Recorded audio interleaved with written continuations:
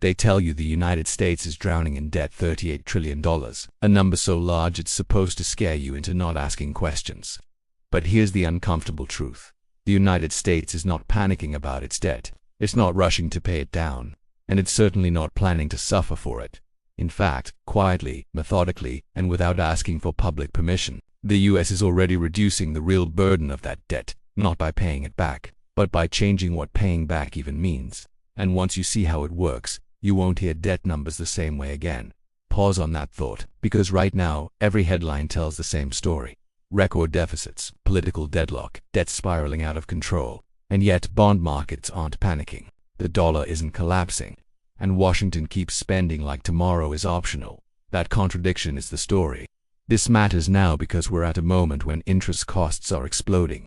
Inflation has already done damage, and the public is being told to opposite things at the same time. That the debt is an existential crisis, and that nothing needs to change. Both can't be true. So let's walk through what's actually happening, step by step, without slogans, without lectures, just the mechanics. First, a grounding fact. When people say the US owes $38 trillion, they imagine a giant credit card bill sitting on a desk in Washington. That's not how sovereign debt works. US debt is mostly treasury securities, bills, notes, bonds. They mature at different times, some in weeks, some in decades. When one matures, the government usually doesn't pay it off the way you pay off a loan. It rolls it over, issues new debt to pay old debt. This has been normal for generations. The real cost of debt isn't the total number. It's the relationship between three things: interest rates, inflation, economic growth. And this is where the quiet strategy begins. Let's talk about inflation. Not as a headline, as a tool.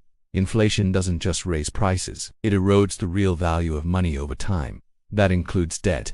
If the government borrowed $1 trillion 10 years ago, and inflation halves the purchasing power of money since then, the real burden of that debt is already dramatically lower. Same number, less weight. This isn't a conspiracy, it's arithmetic, and it's one of the oldest playbooks in economic history. Post-World War II America did the same thing. After the war, US debt exceeded 120% of GDP. Higher than today. Did the US run massive surpluses to pay it back? It let inflation run modestly higher. It capped interest rates and it let economic growth outpace debt growth. Over time, the ratio collapsed. Not because the debt disappeared, but because the economy outgrew it. Now fast forward to the present. Since 2020, inflation surged, officially unexpected, unofficially incredibly useful. Every percentage point of inflation silently reduces the real value of existing fixed-rate debt. No votes required. No press conference needed. Bondholders absorb the loss. Quietly, this is the first lever. The second lever is interest rates, but not how most people think. Yes, rates rose. And yes, new debt is more expensive. But here's the subtlety. Most US debt was issued at much lower rates. Long maturities, locked-in costs. Inflation rose faster than those interest payments. That means, in real terms, the government was paying back less than it borrowed. Negative real yields, polite way of saying creditors were subsidizing the state. Again, no emergency announcement, no apology, just math. Now comes the third lever, the one nobody likes to say out loud. Currency privilege. The US issues the world's reserve currency. That means global trade, savings, and central banks demand dollars and dollar-denominated assets, especially in times of fear. Every crisis triggers the same reflex.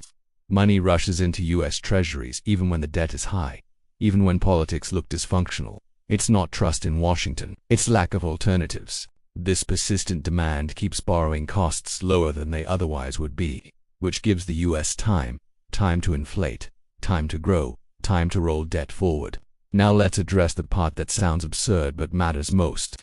Debt doesn't need to go down in absolute terms to become less dangerous. It just needs to grow slower than nominal GDP. That's it. If the economy grows at 5% nominally, and debt grows at 3%, the debt burden shrinks even if the total number rises. This is why trillion-dollar deficits can coexist with falling debt-to-GDP ratios. It looks insane, but it works. And now we hit the uncomfortable reveal.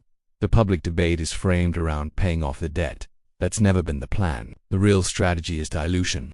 Inflate it, outgrow it, roll it. The pain is spread across savers, wage earners, and anyone holding cash or fixed income. No single bill, just erosion. Which brings us to the irony. The people most worried about the debt, the middle class, retirees, small savers, are the same people paying for its reduction through inflation. While the headline number keeps rising, it feels like failure, but structurally, it's progress for the issuer. Now compare this to the hype. You hear about debt ceilings, government shutdowns, apocalyptic projections. These are political dramas, not financial necessities. The real machinery operates regardless. Markets care less about speeches and more about trajectories. And as long as the US can maintain nominal growth, manage interest costs, and preserve dollar demand, the system holds. But this isn't risk-free. There are limits. If inflation runs too hot, confidence cracks. If rates stay high for too long, rollover costs explode. If global trust in the dollar erodes, the privilege disappears. And then the math turns hostile. At that point, the quiet strategy stops working, which is why everything depends on balance. Not too much inflation, not too little growth, not too obvious a transfer. The system survives only if the public never fully notices what's happening, because once debt reduction becomes visible, it becomes political, and once it becomes political, it becomes unstable. So here's the unresolved question.